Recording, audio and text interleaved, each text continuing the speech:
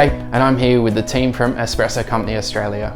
We're going to take you through the VBM Domobar Super 2B Digital today. I've had a really good chance to play with the machine and learn what it has to offer, so let's get into it.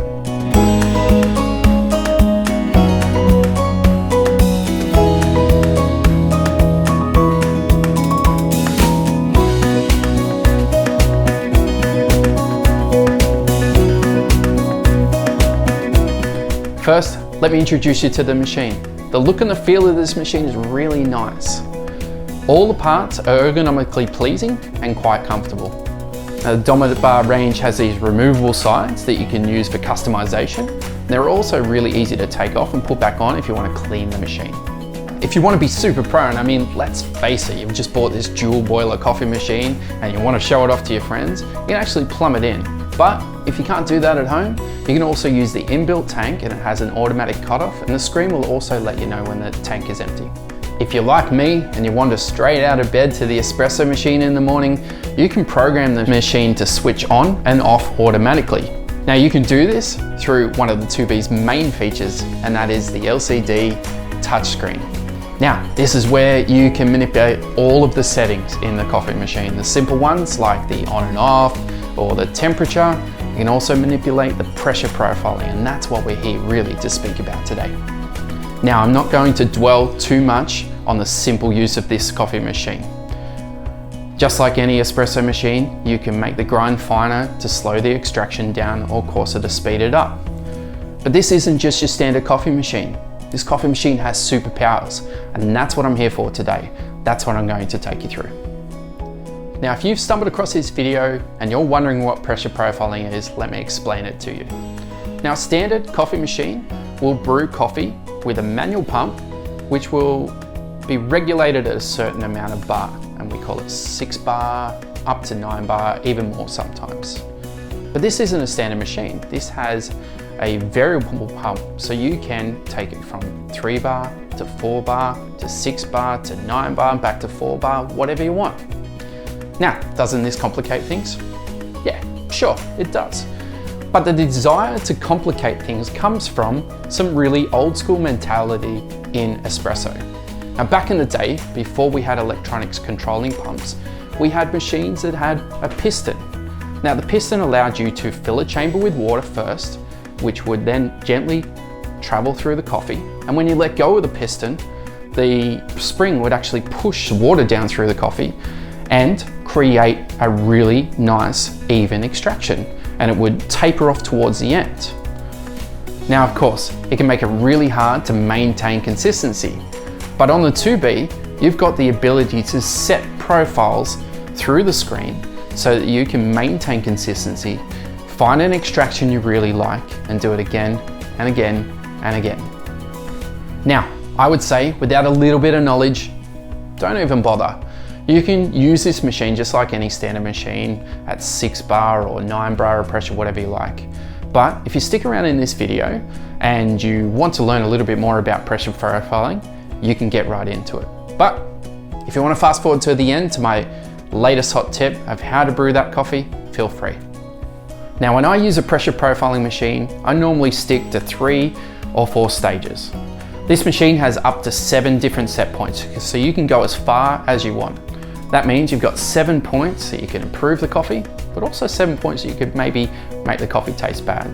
But let's get into how to best manipulate that coffee. Now, when I'm doing it, I've got 3 stages. You've got pre-infusion, the extraction, and the post-infusion. Now, with stage 1, the pre-infusion, what I normally do is use 3 bar, and I will start around 7 seconds. This allows the water to travel through the coffee gently to pre-wet the coffee. Now, if you go too fast sometimes, what can happen is a channel can occur, and that's when the water passes around the coffee and creates wormholes and channels through the coffee and doesn't necessarily extract the coffee. In this stage, we're allowing it to pre-wet the coffee as much as possible. So what you do, you go into the machine, into the settings, you select pressure profiling, and you select the profile that you want to work in. In this case, pressure profile 1. You set that first stage to 3 bar and 7 seconds. Now, With the stage 1 of pressure profiling, you can manipulate the body. So if you're tasting your coffee and you feel that there's not enough body, increase the amount of time that the pre-infusion is wetting the coffee first. So if you've got not as much body as you want, increase that time of the pre-infusion to maybe 8, 9, or 10 seconds. But if you feel you want a cleaner, thinner body, then you can decrease that time to 6 or 5 seconds. Now, stage 2 is the main infusion of the coffee, and this is where you're going to get the bulk of the flavor. Now, I usually set this at 6 bar, but you can go to 8 bar, 9 bar. The machine will allow you to go up to 14 bar. Now, the reason I use 6 bar is because it's still gentle enough to extract the coffee without pushing too hard and extracting some of the volatiles that you may not like in the coffee. And it's giving the water a chance to extract the coffee nice and gently. If you want a little bit more extraction, you can actually slow that to 5 bar and have the water spend a little bit more time with the coffee. Or if you want less extraction, you can increase that bar pressure to 7 or 8. And it's going to minimize the time that the water spends with the coffee, but potentially, as you get into it, push more of those dry, astringent parts of the coffee. Now, how long you spend in stage 2 will ultimately depend how you want that coffee to finish. So this is where we can kind of work into stage 3, and that is the post-infusion. So you've got your pre-infusion at 3 bar, your infusion at 6 bar, and then you go back to a post-infusion of 3 bar, and that's slowing the water through that extraction. Now, we do this to clean up the coffee at the end. So if you taste your coffee and you feel like it is a little bit muddy, a little bit over extracted, maybe a little bit dry, decrease stage 2. At the moment we've got it at 20 seconds, but decrease it to maybe 15 seconds. And this will allow that lower bar pressure to push through the coffee without extracting too much of those heavier contents of the coffee. And it will clean your espresso up. But if you want a fuller, more robust espresso at the end, decrease the amount of time at the end and increase stage 2. So take it up to 25 seconds and decrease the amount that you're extracting at the end. Now, we're working with a recipe of 20 grams in to 48 grams out. My goal here is to extract the last 8 grams at that lower pressure setting of 3 bar. Now, the extraction itself will go for around about 35 to 40 seconds, which in the old school world sounds a little bit long, but when you're working with pressure profiling, you've got the chance to kind of really manipulate that espresso exactly the way you want. Now, to finalize the profile, if you're only using 3 of the 7 stages, make the 3rd stage as long as you can to make it 45 seconds.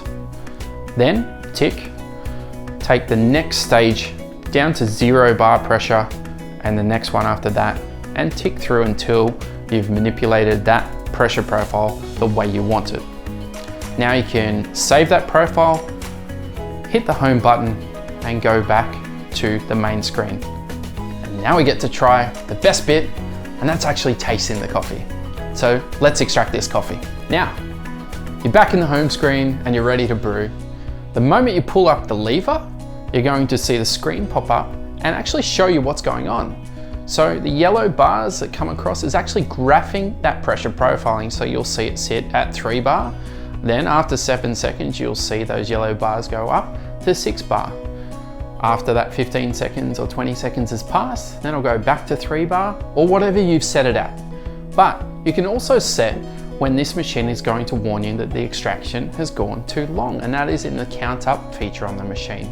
We've got this set at 35 seconds. At that point, the graph will start to turn green, and at a certain point, it will start to turn red. And you know you're actually starting to go a little bit too long. And at a certain point in time, it'll go black, and then you need to wonder what you've done in life and why you've actually even gotten to that stage. So you'll actually see your extraction in full color on the screen, and this is a really good feature. So to summarize, in stage 1, the pre-infusion, you can manipulate the body of the coffee. Shorter in stage 1 for a thinner body, longer for a fuller body. In stage 2, you're manipulating the extraction. So longer time in that for a fuller, more robust espresso, shorter for a cleaner, brighter finish. And of course, stage 3 is where you finish off your yield. So in that time, you're making sure your shot is to the length that you want it. In this case, 48 grams. Now, I've had heaps of fun playing with the VBM Domobar Super 2B Digital, and I think you will too. But if you've got any questions, you can ask the questions via the comments section below, or you can come and find me at Instagram at BaristaMan. Thank you for the opportunity to show you this machine today, and have fun brewing.